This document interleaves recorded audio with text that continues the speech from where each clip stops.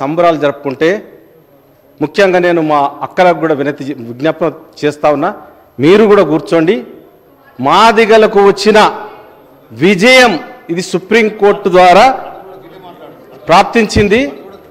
రెండవది, దొర అహంకారానికి దొరలు కేసీఆర్ గారు రాలేదు, చిన్న దొర కేటీఆర్ గారు, హరీష్ రావు గారు మాదిగలు మాట్లాడితే మేము వినాలా, మాదిగలకు వచ్చిన విజయంలో మేము పాల్గొనాలా అన్న నిర్లక్ష్యంతో ఈరోజు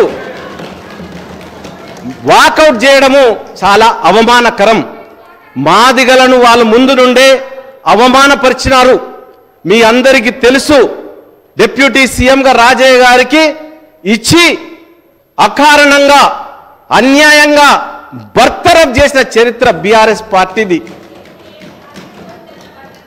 మరి ఈరోజు బట్టన్ అని కాకుండా చేసిన చరిత్ర కూడా వాళ్ళదే. సిఎల్పి నాయకుడు బట్టన్ అయితే ఆయన కింద మేము పనిచేయాలని మీరు వెళ్ళిపోయిన సంగతి కూడా ప్రజలు గమనించినారు. మరి ఈరోజు ఈ వీరు మాకు సంతోషంగా ఏ ప్రభుత్వం కల్పించలేదు. ఆనాడు తెలుగుదేశం ప్రభుత్వం మందకృష్ణ మాదిగ ప్రారంభించినటువంటి మాదిగ దండోర అణచివేతకు గురై ఎన్నో సంవత్సరాలు బాధపడి 1994లో జూలై 7న మాదిగ దండోరాను ప్రారంభించి మాదిగలకు మాదిగ అని చెప్పుకునే స్థైర్యాన్ని ఇచ్చినారు. అటువంటి ఆయనను కేసీఆర్ గారు అరెస్ట్ చేస్తారండి.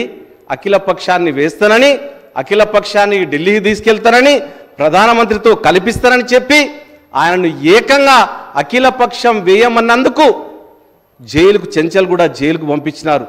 చెంచల్గూడ జైలు ఆయన బిడ్డ పెళ్లి ఉన్నది, కనీసం బెయిల్ కూడా ఇవ్వని చరిత్ర ఈ బీఆర్ఎస్ పార్టీది. ఈ దొరల అహంకారానికి ప్రతీక. వారు ఈరోజు మళ్ళీ మాట్లాడకుండా, మళ్ళీ చెప్పకుండా వాకౌట్ చేయడము ఇది ఎంతవరకు సబబని నేను తెలియజేస్తా ఉన్నాను. ఇది చాలా చరిత్రలో చెప్పుకోదగ్గ సమయం. నేను అందరికి కూడా ఒకటే చెప్తా ఉన్నా, ఈరోజు మా యువతకు కూడా ఒకటే పిలిపిస్తా ఉన్నా.